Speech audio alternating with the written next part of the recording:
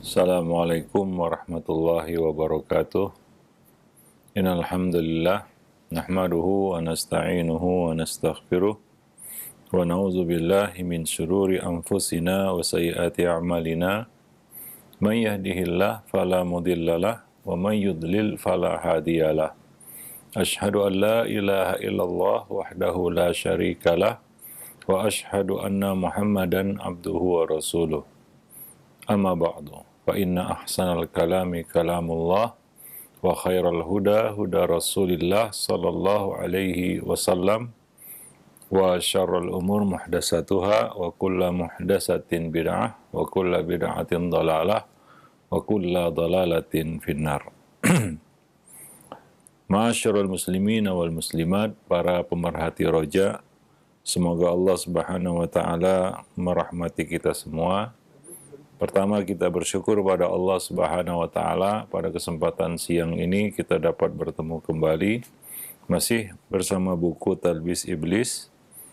Insyaallah pada kesempatan siang ini kita akan lanjutkan pembahasannya.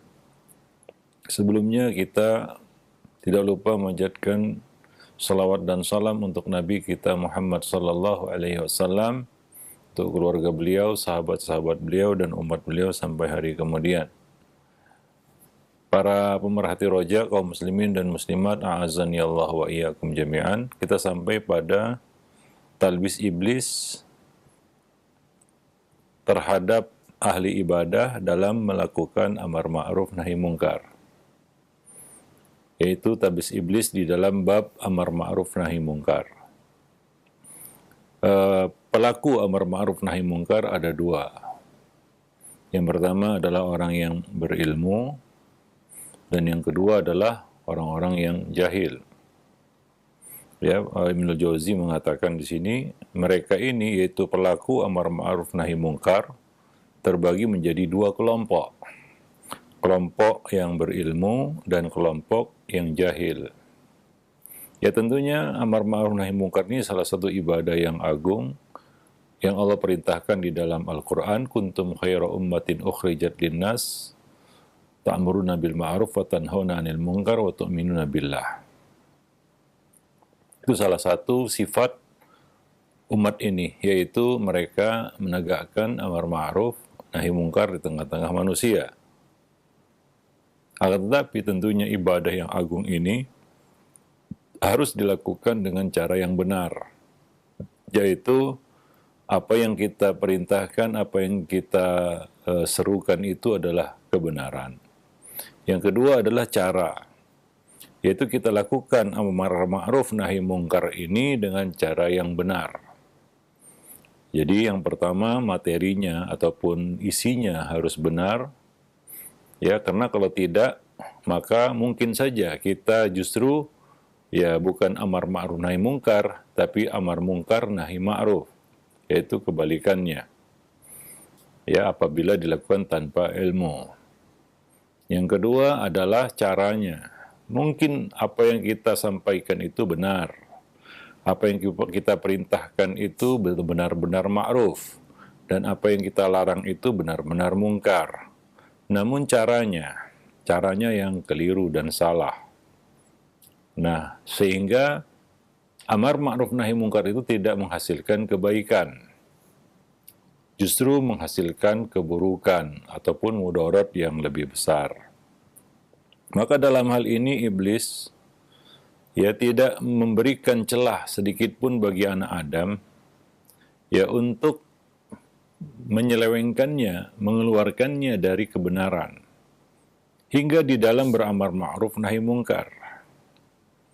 Ya, terhadap dua golongan tadi. Yang pertama, orang yang berilmu. Yang kedua, orang-orang yang jahil. Adapun masuknya iblis kepada orang-orang yang berilmu di dalam bab amar ma'ruf nahi mungkar itu melalui dua jalan. Yang pertama adalah menganggap baik perbuatan itu yang dilakukan demi mencari nama baik serta membanggakan amalannya kepada orang lain, yaitu merusak niatnya. Ya tentunya ketika kita melakukan amar ma'ruf nahi mungkar itu niat kita betul-betul harus ikhlas. tulus, yaitu semata-mata untuk melaksanakan perintah Allah, bukan untuk yang lainnya, yaitu mencari ketenaran, popularitas, sebutan, sensasi, atau apapun itu. Atau ada orang yang melakukannya hanya sekedar untuk membuat satu berita, ya, supaya viral dan lain sebagainya, ya mungkin seperti hari ini ya. Maka tentunya yang pertama harus diperhatikan adalah niat. Innamal a'malu binniyat. Sesungguhnya setiap amal itu bergantung niat. Nah, ini yang dirusak oleh iblis terhadap seorang penyeru kepada yang ma'ruf dan melarang dari yang mungkar. Yaitu menganggap baik perbuatan itu yang dilakukan tapi tujuannya demi mencari nama baik, mencari sebutan untuk membanggakan amalannya kepada orang lain. Yaitu syaitan atau iblis masukkan penyakit ujub, riya, sum'ah ke dalam hatinya. Sehingga dia lakukan itu semata-mata untuk misalnya mencari ketenaran, popularitas, sebutan di tengah-tengah manusia. Ya, ada satu kisah di sini yang dinukilkan kepada kita oleh Ibnul Jauzi. Ya, beliau mengatakan dinukilkan kepada kami dari Ahmad ibn Abil Hawari. Dia menceritakan, aku mendengar Abu Salman berkata, Abu Salman bercerita, aku mendengar Abu Bakar Ja'far al-Mansur, yaitu khalifah, menangis di dalam khutbah Jumatnya. Biasa khalifah juga kadang-kadang bertindak sebagai khatib ya pada masa itu. Aku mendengar Abu Ja'far al-Mansur menangis. Abu Bakar Ja'far al-Mansur menangis dalam khutbah Jumatnya. Sehingga aku pun marah serta berniat untuk berdiri dan menasihatinya. Ya. Karena aku tahu, kata beliau, bagaimana sikapnya manakala tidak sedang di atas mimbar. Yaitu itu cuma pura-pura, kepura-puraan.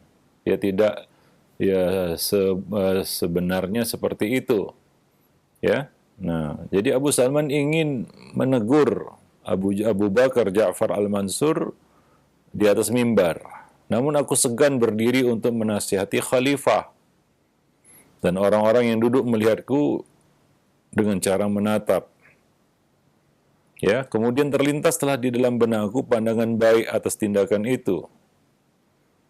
Yang mungkin Khalifah Abu Ja'far memerintahkanku agar dibunuh atau dihukum mati karena membuat khalifah. Sehingga aku mati bukan atas niat yang benar. Jadi berkecamuk di dalam diri Abu Salman, ya, niatnya untuk melakukan itu apa?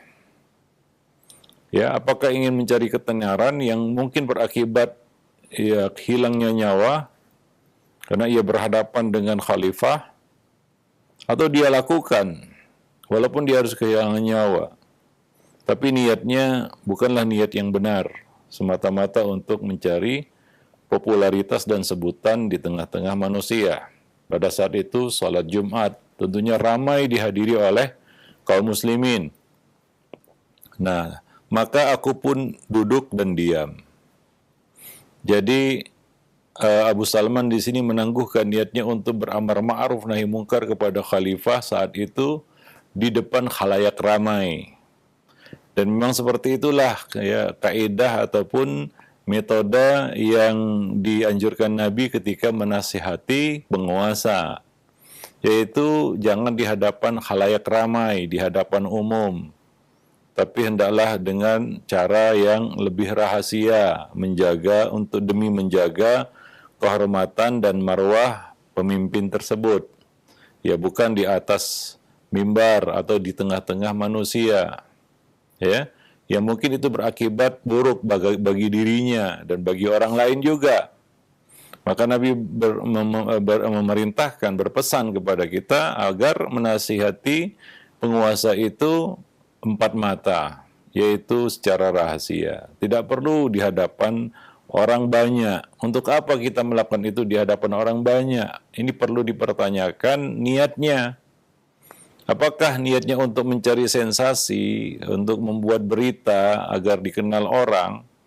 Kemungkinan itu sangat besar. Dia pasti viral ya, karena dia berani menentang khalifah di depan orang banyak. Dan ini juga berisiko atas dirinya. Mungkin saja khalifah marah dan menjatuhkan hukuman mati kepadanya. Atau ini bisa membangkitkan kemarahan, kebencian masyarakat ataupun kaum muslimin terhadap khalifah, terhadap pemimpin, dan ini sangat berbahaya ya, hingga mungkin bisa terjadi pertumpahan darah di tengah-tengah manusia ya, antara yang mungkin pro kepada khalifah ataupun yang anti. Maka terjadi saling membenci, memusuhi, bahkan saling menumpahkan darah. Jadi keburukan yang akan muncul baik terhadap dirinya sendiri maupun terhadap orang lain. Maka Abu Salman memilih untuk duduk dan diam. Ya, ya, nah demikian. Jadi ini merupakan salah satu talbis iblis ya terhadap orang-orang yang melakukan amar ma'ruf nahi mungkar, khususnya terhadap penguasa di hadapan orang banyak. Ya, nah apa tujuannya? Apa niatnya? Ya, kalau dia katakan saya ikhlas, kalau dia ikhlas tidak begitu caranya. Ya, karena niat itu harus selaras dengan cara. Ya, kita berniat membantu orang. Caranya bagaimana? Apakah dengan cara kita mencuri ya harta orang lain, kemudian kita membantu orang dengan memberikannya hasil curian tersebut? Tentunya caranya salah walaupun niatnya bagus. Apakah kita harus membunuh bapaknya untuk memelihara anaknya yang menjadi yatim? Tentunya tidak seperti itu. Ya, cara itu berkaitan dengan niat, niat juga berkaitan dengan cara. Ya, tidak semua niat baik itu bisa dilakukan dengan segala cara, tidak. Harus dengan cara yang tepat sehingga niat baik itu betul-betul menjadi suatu kebaikan ya bagi semua, ya, bukan hanya bagi dirinya tapi juga bagi orang lain. Nah, ini merupakan talbis iblis pertama terhadap orang yang berilmu di dalam melaksanakan amar ma'ruf nahi mungkar. Artinya di sini adalah amar ma'ruf nahi mungkarnya mungkin sudah benar ya, materinya ya, apa yang ingin dia sampaikan itu sudah benar, tapi caranya, coba perhatikan caranya, mungkin caranya salah, mungkin caranya bisa menimbulkan mudarat yang lebih besar. Maka hendaknya dia menahan diri dulu, ya, menunggu momen yang tepat, menunggu ya waktu yang tepat untuk menyampaikan nasihat. Ya, tidak sembarangan, serampangan. Ya, termasuk juga menasihati orang, saudara kita di hadapan orang banyak. Itu cara yang tidak baik. Walaupun kita berkata, saya ikhlas menasihatinya. Ini masalah hati ya, wallahu alam. Orang lain tidak bisa melihat sejauh mana keikhlasan kita. Tapi, ya orang bisa menilai bahwa ini ya merusak dan menjatuhkan kehormatan orang lain. Ya, apalagi saudara kita yang kita nasihati itu. Ya, nah demikian. Wallahu a'lam bishawab. Itu yang pertama ya, sehingga setan merusak amar ma'ruf nahi mungkar itu menjadi suatu yang menimbulkan mudarat mungkar yang lebih besar. Jalan yang kedua adalah setan membangkitkan amarah untuk kepentingan diri sendiri. Ya, marah bukan karena Allah, tapi marah untuk melampiaskan kekesalan, ya, melampiaskan kejengkelan, ya, marah untuk kepentingan diri sendiri. Bisa jadi di awal, ya, timbul saat seorang itu sedang mengajak kepada kebaikan, lalu orang-orang menyambutnya dengan penghinaan hingga dia membela diri, ya. Nah, maka Nabi SAW tidak pernah marah ya apabila yang disinggung itu berkaitan dengan pribadi. Tapi kalau sudah menyangkut agama Allah, maka beliau marah karena Allah. Nah, demikian. Umar bin Abdul Aziz berkata kepada seorang lelaki, andai aku tidak dalam keadaan marah, yaitu ada seorang laki-laki yang membuat beliau marah, ya maka beliau pun marah. Umar bin Abdul Aziz berkata kepada laki-laki itu, andai aku tidak dalam keadaan marah, niscaya aku akan menghukummu. Kamu sengaja memancing amarahku. Aku khawatir hukumanku bercampur antara amarah karena Allah dan marah karena diri sendiri. Nah demikian ya. Nah jadi salah satu cara setan merusak ya nasihat kita adalah dengan membangkitkan amarah untuk kepuasan diri. Ya memang marah itu untuk kepuasan diri ya, untuk kepuasan hawa nafsu kita. Yang kadang-kadang itu mengeluarkan kita dari keadilan dan menyeret kita kepada kezaliman. Maka hati-hati di dalam beramar ma'ruf nahi mungkar. Ya jangan kita melakukannya karena marah untuk diri kita sendiri, untuk kepentingan kita, untuk kepuasan kita. Ya, nah kadang-kadang itu terjadi sehingga nasihat kita itu juga keluar dari koridor yang benar. Muncul kata-kata yang kadang-kadang tidak sepantasnya untuk diucapkan. Dan ini terjadi. Ya. Dahulu kala ada seorang laki-laki yang rajin ibadah. Dia punya saudara yang suka buat dosa. Dia selalu beramar ma'ruf nahi mungkar kepada saudaranya itu dan berkata, ya hadza aqsir, wahai saudaraku, tahanlah dari dosa. Ya, berhentilah buat dosa.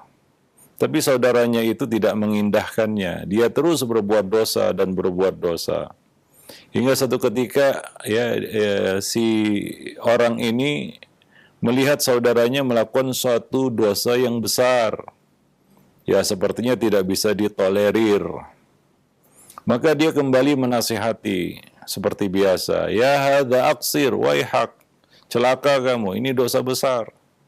Tapi dia tetap menolak nasihat itu dan berkata, khallini wa rabbi, biarkan urusan aku dengan Tuhanku. Abu ista alayya raqiba, apakah engkau diciptakan untuk memata-mataiku, untuk mengawasi diriku? Jadi dia tidak berkenan menerima nasihat itu. Apa yang terjadi? Ya, orang ini marah kepada saudaranya itu. Saking marahnya, dia berkata kepada saudaranya itu, engkau tidak akan dapat ampunan. Allah tidak akan mengampunimu. Dia berkata seperti itu. Yang ternyata, ya mungkin karena kemarahan ya. Marah yang hingga setan menyeretnya keluar dari keadilan. Dari jalan yang benar. Sehingga terlontarlah kata-kata seperti itu. Engkau tidak masuk surga. Engkau tidak akan dapat ampunan dari Allah Subhanahu wa taala. Dia marah karena dorongan hawa nafsu. Maka Allah murka kepada kalimat itu. Dan karena kalimat itu Allah Subhanahu wa taala justru memasukkannya ke dalam api neraka. Ya, maka hati-hati ketika kita beramar ma'ruf nahi mungkar. Ya, kalau kita marah, ya, maka marah kita itu latar belakangnya apa? Karena apa? Karena Allah atau semata-mata ingin melampiaskan kekesalan, kejengkelan untuk memuaskan nafsu kita. Ya, maka disinilah syaitan masuk kepada orang-orang yang berilmu di dalam beramar ma'ruf nahi mungkar. Padahal apa yang disampaikan mungkin sudah benar. Materi amar ma'ruf nahi mungkarnya mungkin sudah benar. Ya, tetapi ya, syaitan menunggangi hawa nafsunya sehingga dia marah bukan karena Allah, tapi karena ya dirinya sendiri. Wallahu a'lam bishawab. Ya, nah demikian. Nah, itu yang pertama ya kepada orang-orang yang berilmu. Sedangkan jika pelaku amar ma'ruf nahi mungkar itu jahil, tidak berilmu, maka syaitan mudah mempermainkannya. Yang jelas, ya pertama ya tentunya orang yang jahil mungkin saja, kemungkinan besar, perkara yang ya ma'ruf yang diperintahkannya itu ternyata bukan ma'ruf, tapi ternyata mungkar. Dan sebaliknya perkara mungkar yang dilarangnya itu mungkin bukan mungkar, tapi justru perkara ma'ruf. Berapa banyak orang-orang yang melarang manusia dari tauhid, Dan justru tauhid dikatakan syirik. Ya, berapa banyak orang yang mengajak kepada bid'ah. Sunnah justru dicegah, dilarang. Ya, nah begitulah musibah kejahilan. Nah, tentu saja kata beliau di sini, Ibnul Jauzi mengatakan, adapun jika pelaku amar ma'ruf nahi mungkar itu orang jahil, maka syaitan mudah mempermainkannya. Ya, pastinya dia lebih banyak menimbulkan kerusakan daripada melakukan perbaikan. Ya, sebab kata beliau, amatlah mungkin dia melarang sesuatu yang dibolehkan, ya, yang dibenarkan, dia larang. Ya, nah boleh jadi dia mengingkari takwil rekannya dan mengikuti mazhab yang salah. Mungkin juga saat mengingkari kemungkaran dia mendobrak pintu, memukul dan lain sebagainya, ya, atau menuduh, memvonis, ya, karena kejahilannya. Ya, wallahu a'lam bishawab. Ya, bisa jadi dia marah, ya, kemudian melontarkan kata-kata yang tidak patut, ya, keluar dari akhlak yang mulia, ya, ketika melakukan amar ma'ruf nahi mungkar. Dan kita lihat orang-orang jahil ketika melakukan amar ma'ruf nahi mungkar, ya, hanya ada dua kemungkinan. Yang pertama, yang diserukannya itu ternyata bukan ma'ruf. Yang dilarangnya itu ternyata bukan mungkar. Nah, ini adalah satu keburukan yang nyata. Ini kerusakan yang nyata. Yang kedua adalah setan merusaknya dalam hal cara mereka melakukannya. Maka kita lihat orang-orang jahil yang melakukan amar ma'ruf nahi mungkar, dia justru menabrak hak-hak manusia lainnya. Ya, dengan alasan amar ma'ruf nahi mungkar, dia halalkan darah orang lain, dia halalkan harta orang lain, dia halalkan kehormatan orang lain dengan alasan amar ma'ruf nahi mungkar. Ya, dengan alasan dia sedang melakukan kebaikan, padahal caranya itu sama sekali tidak baik. Bahkan caranya itu merusak. Nah, demikian. Dan ini kita bisa saksikan hari ini. Ya, banyak orang-orang yang ya mengatasnamakan amar ma'ruf nahi mungkar, ya ternyata isinya justru dia merusak, ya, harta benda orang lain tanpa hak. Ya, sementara mereka bukanlah orang yang punya hak untuk melakukan eksekusi hukum atau tanfidul ahkam. Ya, mereka orang biasa, tersulut emosi dan marah, melakukan amar ma'ruf nahi mungkar dengan cara yang serampangan. Ya, tentunya ini tidak dibenarkan, ya, di dalam Islam. Ya, cara amar ma'ruf nahi mungkar yang benar caranya bukan seperti itu. Wallahu a'lam bishawab. Ya, kemudian di antara mereka ya dengan mudah disulut kemarahannya untuk memberontak kepada penguasa, ya, mengangkat senjata melawan penguasa dengan alasan mereka sedang melakukan amar ma'ruf nahi mungkar. Nah, ini tentunya bukan ma'ruf. Ini adalah suatu kemungkaran yang lebih besar, ya, dan kerusakannya luar biasa. Ya, bisa merobohkan suatu bangsa atau satu negeri, ya, dengan cara yang salah seperti itu, ya. Nah, demikian. Wallahu a'lam bishawab. Ya. Nah, mereka disulut kemarahan untuk kepentingan diri sendiri, untuk melampiaskan nafsu karena kejahilan tadi. Nah, termasuk kata beliau talbis iblis terhadap para pelaku amar ma'ruf nahi mungkar, orang yang mengingkar kemungkaran, yaitu seorang yang baru saja mengingkari kemungkaran, duduk di satu perkumpulan lalu mengabarkan apa yang dilakukannya itu lantas membanggakannya. Ya, dia melakukan nahi mungkar. Ada saudaranya melakukan kemungkaran, dia cegah, ya, dia nasihati. Ya, lalu setelah itu apa yang terjadi? Nah, dia justru melakukan kemungkaran yang lebih mungkar mungkin dari saudaranya itu. Saudaranya yang buat dosa itu, dia duduk di majelis, lalu mengabarkan apa yang dilakukannya itu, lantas membanggakannya. Satu, dia membanggakan diri. Saya telah menasihati si fulan, ya, saya telah menegur si fulan, kan begitu ya, kadang-kadang kalimat-kalimatnya. Kemudian dia membanggakan perbuatannya itu. Lalu mencaci maki pelaku kemungkaran dengan cacian yang penuh kebencian.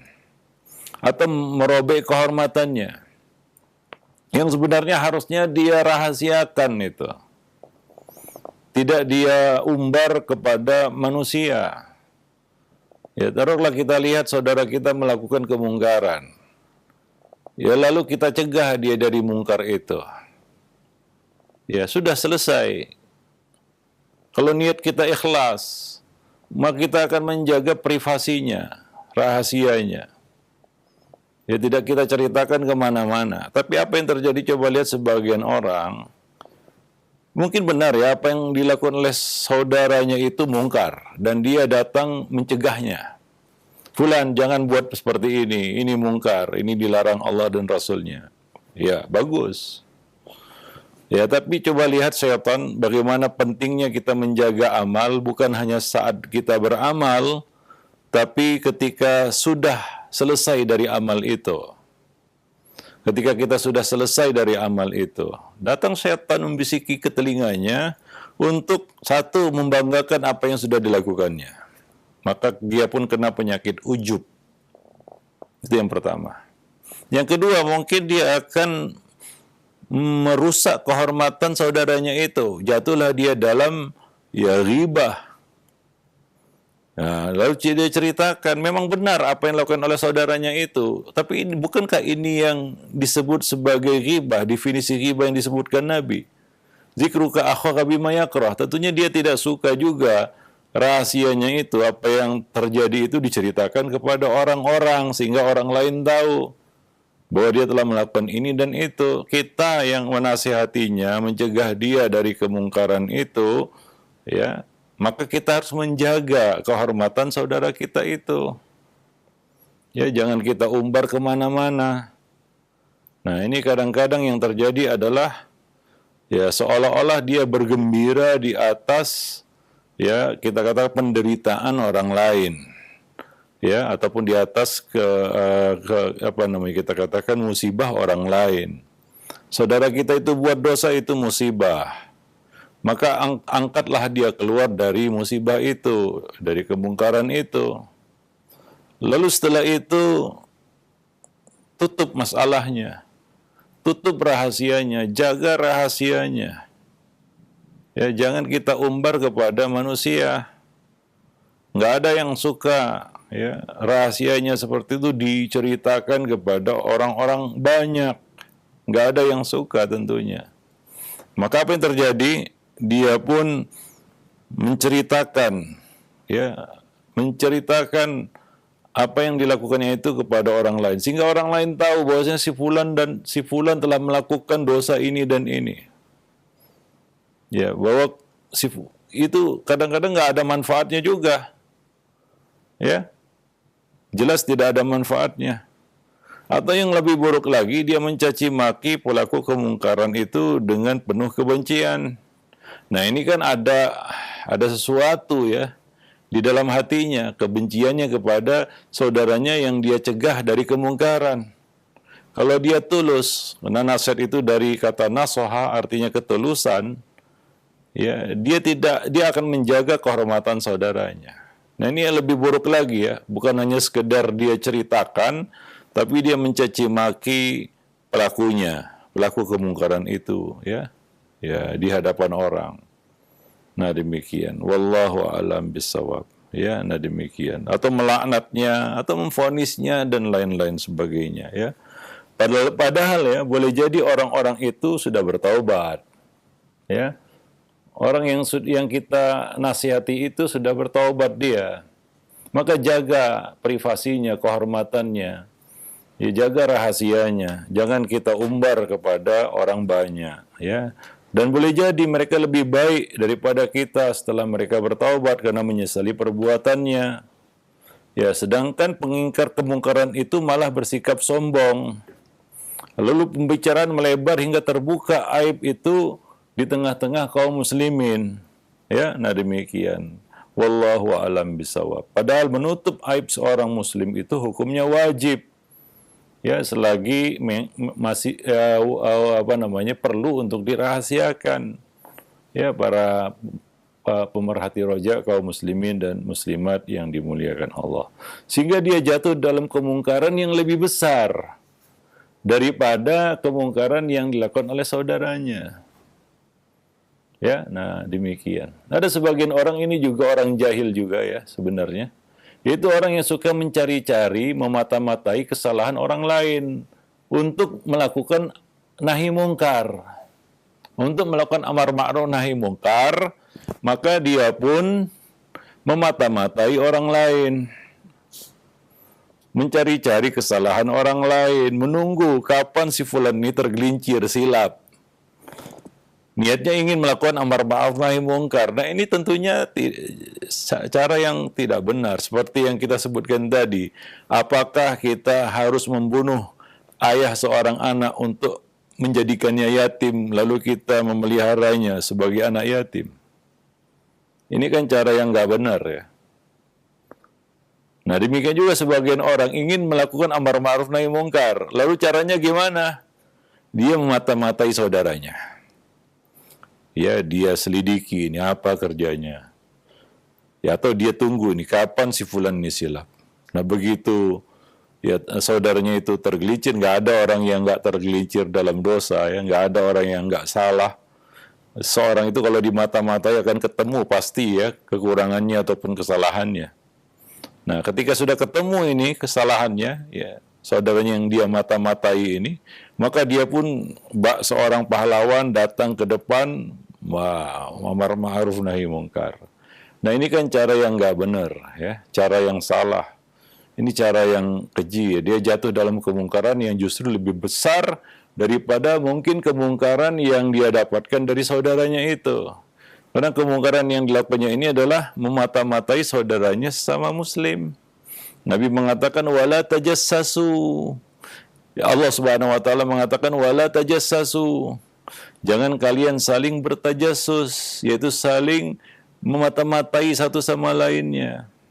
Ya, wallahu alam bissawab. Nah, ini biasanya menimpa orang-orang jahil ya di dalam beramar ma'ruf nahi mungkar. Taib. Jadi ya dua kelompok ini ya tidak lepas dari talbis iblis di dalam ya perbuatan amal amar ma'ruf nahi mungkar. Maka kita ya tentunya harus terus ya berhati-hati ya, terus introspeksi diri dan terus ya meningkatkan kewaspadaan, keawasan kita terhadap ya talbis ya ataupun tipu daya iblis ini. Iblis ini ya mengintai setiap celah yang mungkin untuk dia masuki untuk merusak anak Adam. Tanpa pandang bulu apakah dia orang berilmu atau apalagi orang yang jahil. Wallahu a'lam bishawab. Nah, demikian para pemerhati roja kaum muslimin dan muslimat yang dimuliakan Allah ya, pertemuan kita pada kesempatan siang ini mudah-mudahan bermanfaat bagi kita semua. Aqulu qauli hadza astaghfirullah li wa lakum lisairil muslimin innahu huwal ghafurur rahim. Subhanakallah bihamdik asyhadu an la ilaha illa anta astaghfiruka wa atubu ilaik. Assalamualaikum warahmatullahi wabarakatuh.